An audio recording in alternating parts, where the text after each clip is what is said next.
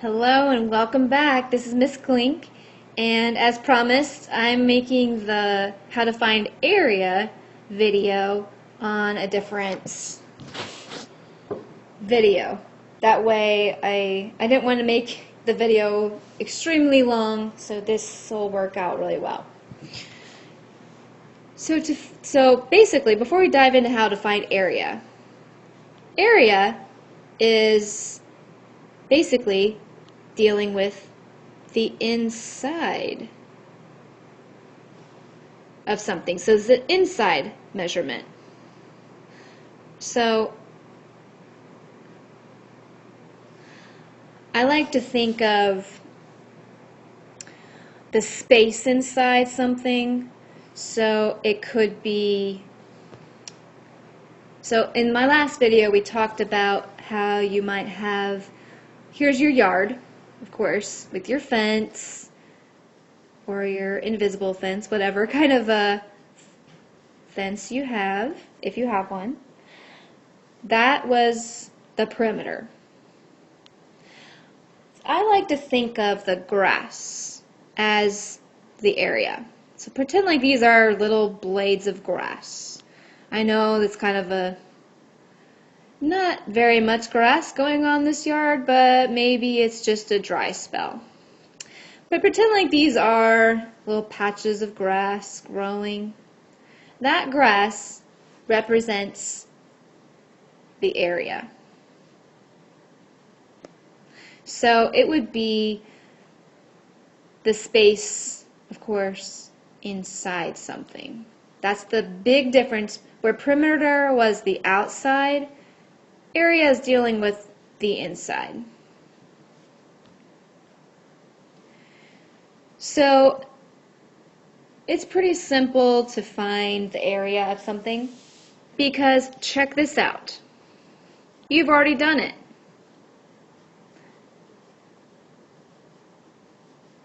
You remember this? Area model. What did you use area models to find? So when you were multiplying, when you were, let's just say you had 3 times 56, and you had to do 50 plus 6 times 3. Check it out. You wrote your partial products inside your area model.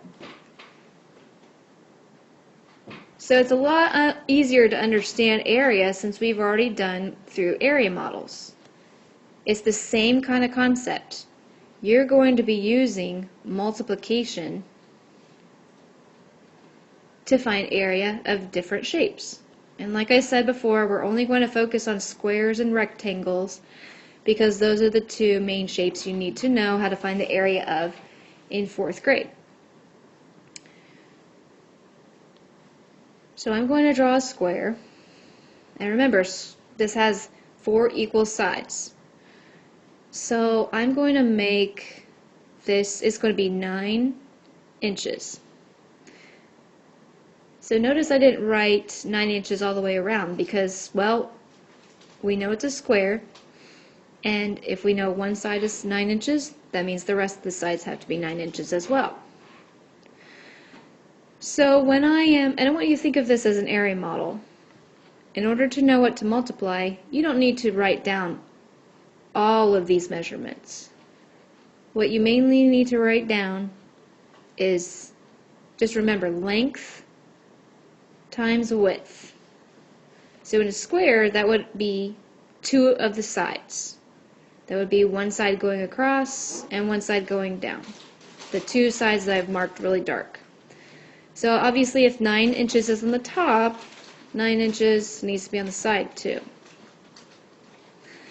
So I would take my 9, both my 9s, multiply them together, and I get 81. I'm going to put my inches. But when you're finding area, you also need to put a tiny little 2 because that represents square inches.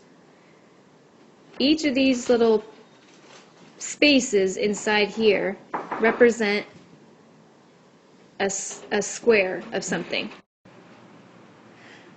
But I don't want you to worry about that too much. Really, all you need to know is that little 2 basically means that you're multiplying 2 numbers to get your area.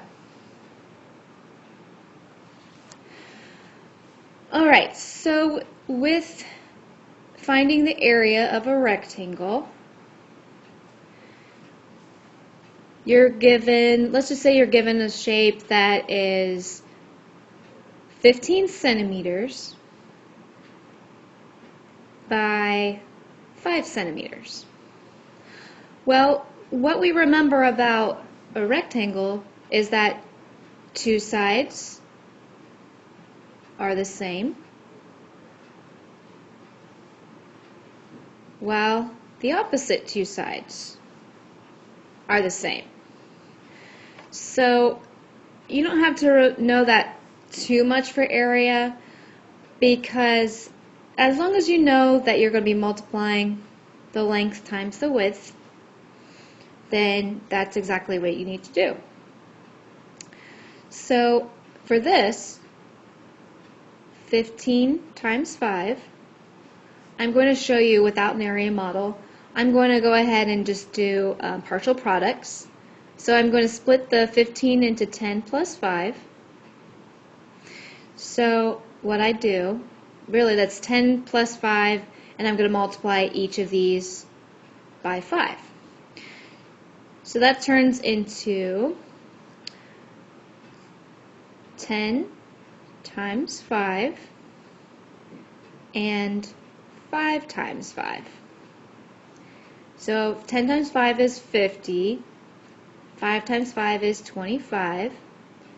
We add that up, and we get 75 square centimeters. And remember, that little 2 means square. So if we were to split this shape into 5 centimeters going across and 15, so 1, 2, 3, 4, 5, 6, 7, 8, 9, 10, 11, 12, 13, 14. I'm just kind of showing you what it looks like visually. They're saying that this going across is 15. There's 15 squares, and there's 5 squares going down. 1, 2, 3, 4, 5. They're just saying if you're focusing on the inside space, that's what it would look like.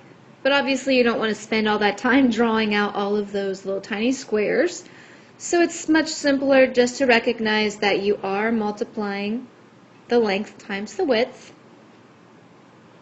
to get your area.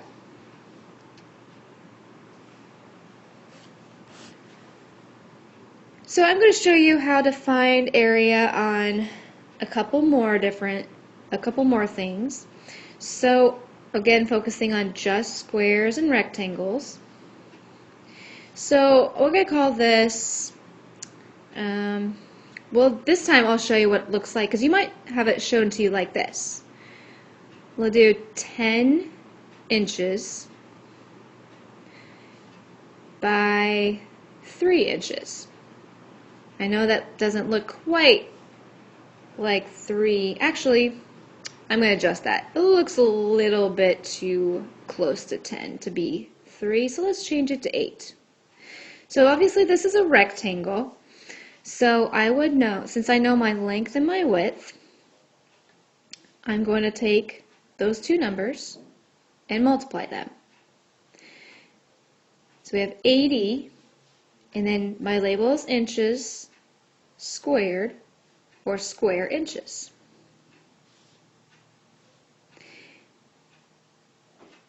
And with a rectangle, if I have 11 feet by 4 feet, I would take my length times my width, 11 times 4, and I would get 44 square feet.